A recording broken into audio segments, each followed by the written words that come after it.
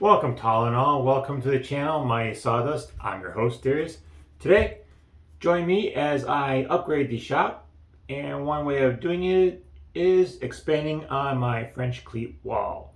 As you guys notice, right behind me is now the new section of the French cleat where they were on this wall. So now that wall will actually be all French cleat. Main reason is to get a little bit more organized and get stuff out of my way there on the floor from old toolboxes and stuff like that. Basically, to get it hung on the wall. So tools, drills, everything. In the future, I'm going to be making a cabinet for the drills and the charging station. So that's upcoming videos. But for now, let's get to the French cleats. So you guys can see there's a blank canvas pretty much. So what's going to happen is more French cleats. Why? Well, I'm still organizing the shop. So if you're in the same boat as me, trying to figure out what you can do to organize your shop, garage, shed, man cave, whatever it is, here's another solution. You guys can click on the other videos, not just yet, later on. After this video, I'll have the links to the videos that I'm actually talking about. One was when I did the original French cleat. That was one way of doing it. Pretty simple. This time, I'm going to go with a different version, a little bit more mathematical, to be more efficient on getting it done right. Last time, the way I did it, so I found the center of the board, drew a line, found the center of the thickness, which I was working with 3/4 inch plywood.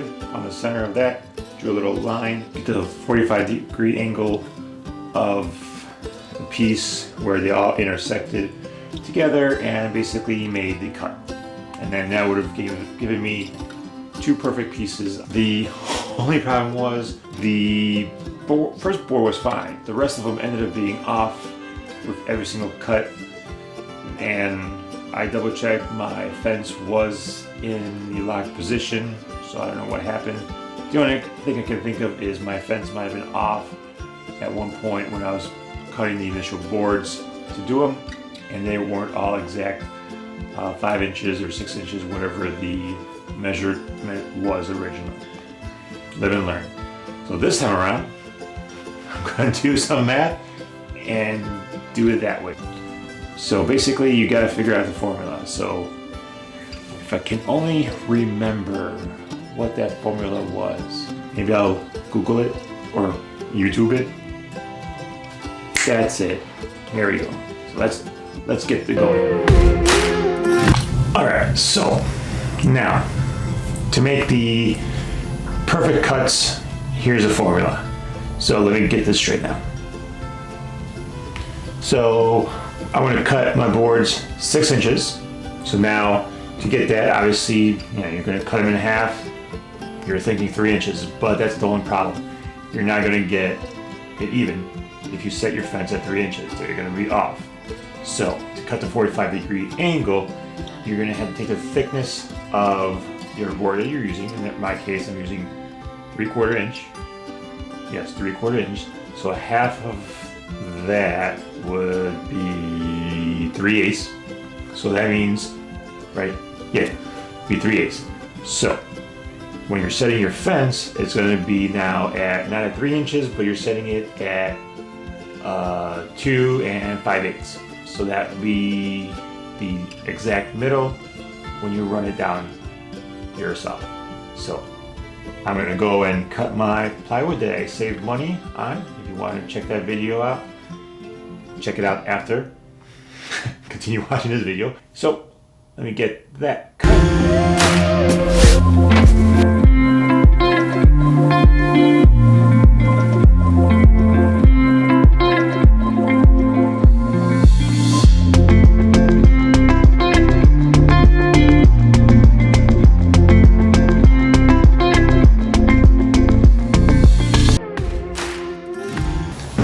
So for video proof, I have it set for 6 inches exactly.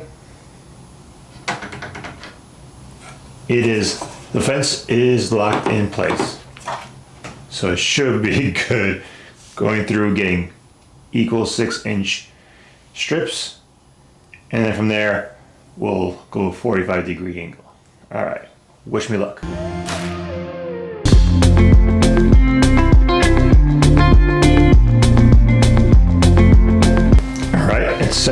45 degrees. Now I'm going to set it for 2 5/8. It is locked in. Fence is not going. So let's try this again.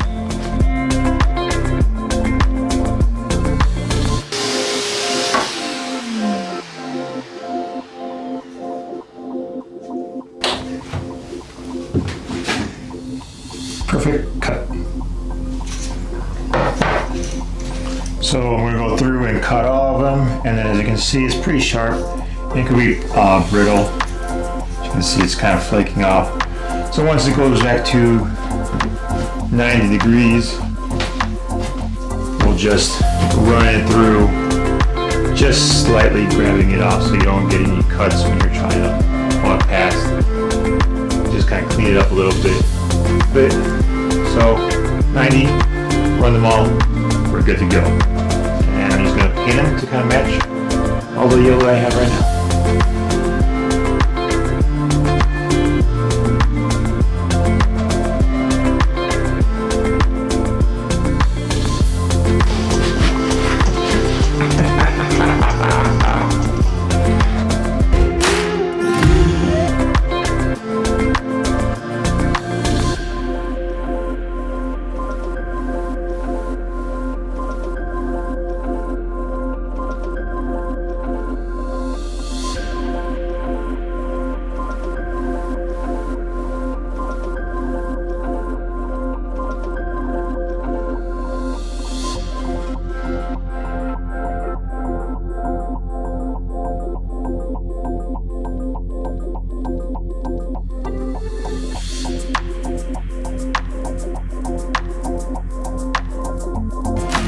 "24 hours later." So there you go, all painted.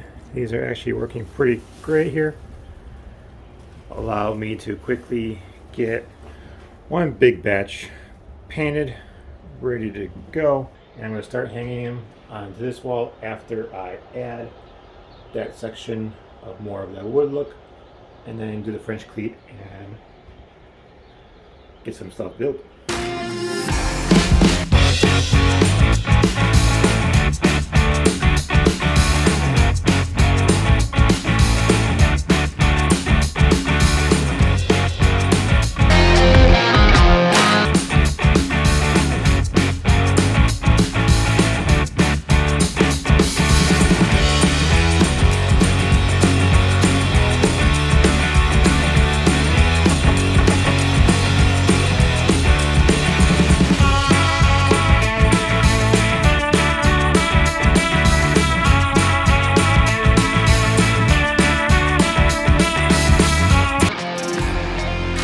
So now, as you can see, the French cleats are officially on this side. My sanding station, my logo, obviously, my radio. And here's the wall. So in the future, there'll be a lot more tools hanging. Some I will videotape, some I will not. I had a little bit of leftover scrap pieces, and I basically made a little shelf for some of my paints, which that is now up there. It used to be down here on this table.